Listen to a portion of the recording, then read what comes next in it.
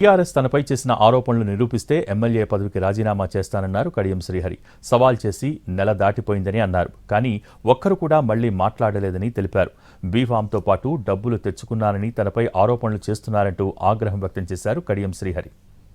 మీరు చేసిన ఆరోపణలు మీరు నిరూపించండి.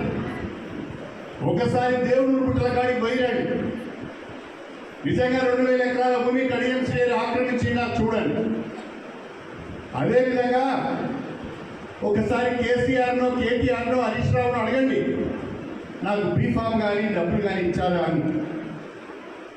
అదేవిధంగా 800 కోట్ల నిధులు తేలేదన్నారు. ఒక్కసారి నియోజకవర్గంలో జరుగుతున్న ముఖ్యమంత్రి గారు శంకుస్థాపన చేసిన తర్వాత జరుగుతున్న అభివృద్ధి పనులు కూడా మీరు చూడండి. ఒకవేళ ఇవన్నీ కూడా అబద్ధమైతే, మీరు చేసిన ఆరోపణలు నిజమైతే నేను నా ఎమ్మెల్యే పదవికి రాజీనామా చేస్తాను.